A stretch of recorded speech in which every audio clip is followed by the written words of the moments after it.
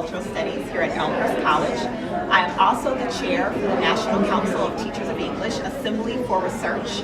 This is my conference that we host in midwinter. And this conference is the seminal work that we bring together teachers and researchers from across the nation, and in this context from across the globe, to talk about literacy, language, community, and teaching. And so this weekend is a conference that's designed for early career scholars, meaning doctoral students, early career professors, as well as established researchers in the field, to talk about issues in teaching and researching literacy.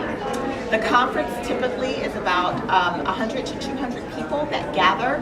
Most of the attendees are researchers and professors who have shaped the field. So in the context of this conference, we've brought together renowned scholars such as Shirley Bryce Heath, David Bloom, Jerry Willett, Judith Green, in order to converge around issues of sociolinguistics and literacy. Tonight is the opening for the conference, where we featured young Chicago authors, Louder Than a Bomb. And if you're familiar with Chicago spoken word poetry, Louder Than a Bomb is a teen or youth poetry slam that has converged in Chicago and has at this point almost taken over the world. Louder Than a Bomb was founded by Kevin Coble, and he spoke this evening, and tonight we featured Team Englewood.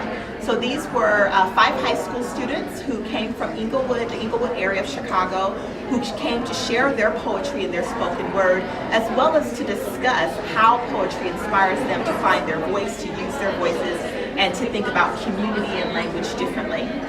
One of the things that we inspire to do with NCTEAR is to think about research in the context of community and local space, so that research is not something that's just produced for textbooks, but it has meaning, so that we can understand community and language in much broader and more complex ways.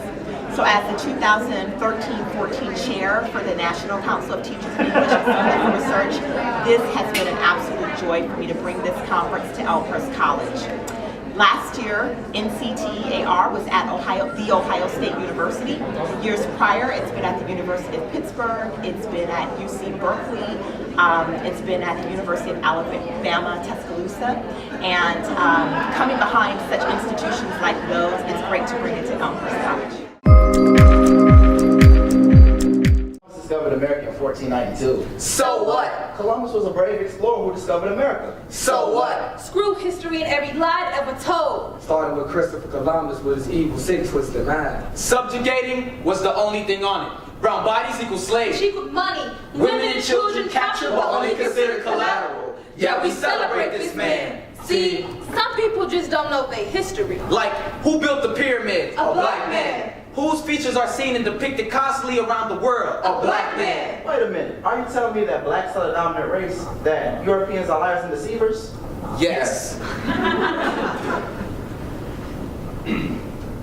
In the state of Florida, a 17-year-old black male was shot and killed for having his music too loud. Stand your ground laws protect the criminals. Another white man claiming self-defense. I know you're thinking, Trayvon. But there's another. Jordan Davis. Disobedient. Stood his ground. He got murdered. The same way slaves was punished for not obeying their masters. Never-ending racism. Jim Crow's offspring has crawled his way to the 21st century. And his name is Stand Your Ground. He's been wreaking havoc on all the black boys. In the state of Florida. But he's just playing the game. Hide and seek. So he seeks out laws to help him stand his ground. Hiding under his white skin. Because history tells us that white on black crimes is okay, but never black on white.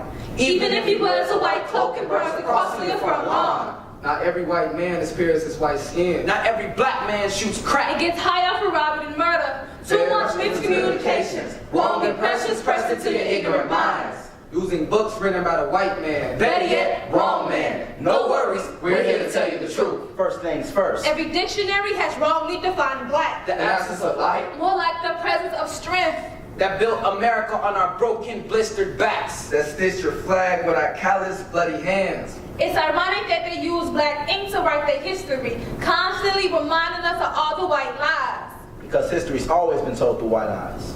So I say, write out a chapter in his storybook and let us write. Let us color in the lines that you failed to read between. Armed with black pens. And wrongly defined history books. We are here to black out all your white lies. We hope you're not afraid of the dark.